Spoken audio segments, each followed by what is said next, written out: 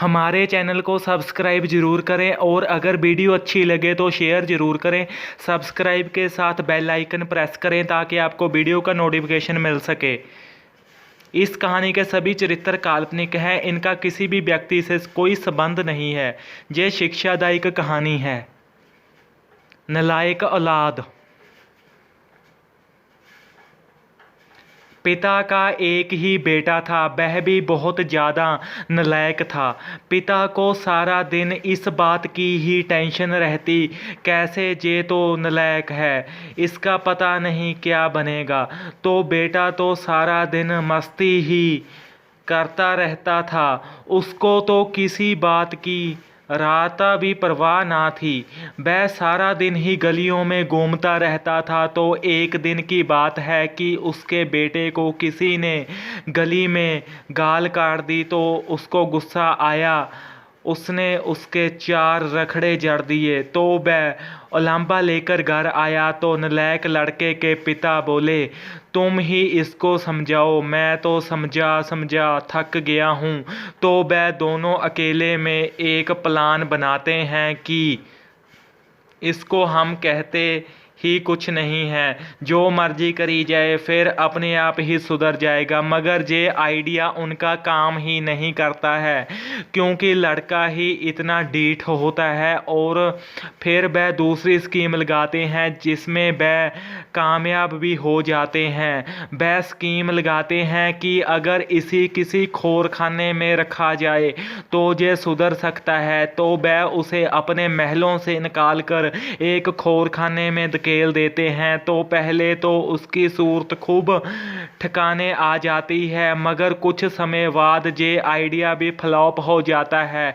और फिर वह एक और सबसे ठोस नई स्कीम लगाते हैं कि इसे अमेरिका भेज देते हैं। तो पहले तो वह खूब खुश होते हैं, तो अमेरिका जाऊंगा। मगर जब जाता है तो उसे पता चलता है कि जहां तो काम करना पड़ेगा, अगर काम करूंगा तो ही रोटी खा सकूंगा। पर काम की तो उसको आदत बचपन से ही नहीं थी, तो वह काम कैसे करता। ग्लोसरी भी लेनी थी, रूम का रेंट भी भरना था, मगर काम तो वो करना ही नहीं था चाहता। फिर वह स्कीम लगाता है कि क्यों ना कुछ पैसे घर से मंगवाए जाएं। तो वह घर उसी टाइम ही फ़ोन करता है। तो घर वालों ने तो उसे सुधारने के लिए अमेरिका भेजा होता है, भला वो पैसे कैसे भेज सकते थे। वह उसको टाल मटोल कर फ़ोन कट कर देते हैं जब वो काम नहीं करता और रूम का रेंट नहीं भरवा पाता, तो उसे घर से बाहर धक्का मारा जाता है। और फिर वो ग्लोसरी भी नहीं लेता, तो ऐसे ही उसे भूखा ही रहना पड़ता है। फिर वह थक हार कर अपने पिता को फ़ोन करता है, मगर उसका पिता फ़ोन चकता ही नहीं। उसे पता था कि वह किसी मुसीबत में होगा, तभी तो मुझे फ़ोन कर रहा है। तो उसकी थोड़ी बहुत सुरत ठिकाने आ जाती है, पर अभी भी पूरी नहीं, क्योंकि वो बहुत ज़्यादा ही बदतमीज होता है।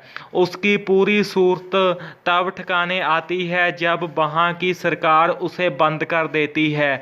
और फिर वह रोता करलाता है, क्योंकि उसने 10 दिन का रूम रेंट भी बार बार कहने से भी नहीं भरा होता।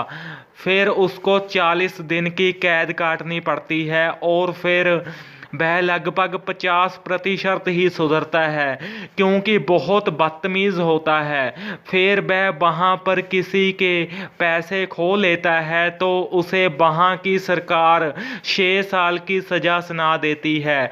और जब 3 साल उसकी सज़ा को चलते निकल जाते हैं, तो वहाँ की सरकार उसके घर वालों को एक और ऑफ़र लेटर भेजती है कि तुम्हारा बेटा लगातार 3 साल से जेल में बंद है और वो पहले भी 40 दिन की कैद काट चुका है। तो पिता खुश होता है कि अच्छा हुआ, इसके साथ ऐसा ही होना चाहिए था। तो वह उसका सरकार पत्र में लिखती है कि अगर आप उससे मिलना चाहते हो तो मिल सकते हो। उसका पिता सोचता है अभी उसकी होश थोड़ी बहुत रहती होगी ठिकाने आने में, इसे क्यों ना 6 सालों के बाद में ही मिला जाए। तो वह मन बना लेता है और चिट्ठी के जवाब में लिखता है कि हमें 6 साल के बाद में ही मिलना है। तो धीरे धीरे समय निकली जाता है, 6 साल भी बीत जाते हैं और फिर वह पिता वहाँ पर जेल में अपने बेकार पुत्र को लेने जाता है और पुत्र अपने पिता को देखकर खुश हो जाता है और पिता भी समझ जाता है कि अब इसकी अकल ठिकाने पर आ गई होगी। वह उसे घर को ले आता है और फिर उसके पुत्र को भी पता चल जाता है कि काम तो करना ही होगा, ऐसे बेहले कितनी देर बैठे रहेंगे। फिर वह रोज काम करता और अच्छी रोटी खाता। उसका पिता उससे बहुत ही खुश था क्योंकि वह अब सुधर गया था, मगर उसे ये बात का दुख भी था कि अगर ये पहले से ही ठीक होता तो इतने पापड़ बेलने की ज़रूरत ही नहीं पड़ती। पर फिर वह सोचता है कि चलो अब तो समय निकल चुका है, पिछली बातों को सोचकर क्यों दुखी होना है।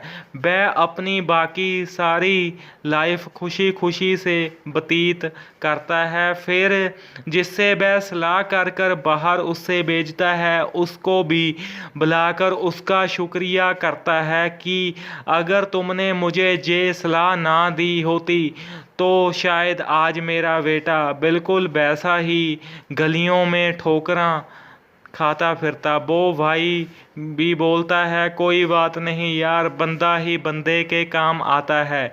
इस कहानी से हमें शिक्षा भी यही मिलती है कि एक की राय एक गिलास पानी ही होती है और 2 की राय दरिया बन जाती है। धन्यवाद। इस कहानी को ज़्यादा से ज़्यादा शेयर करें, चैनल को सब्सक्राइब करें।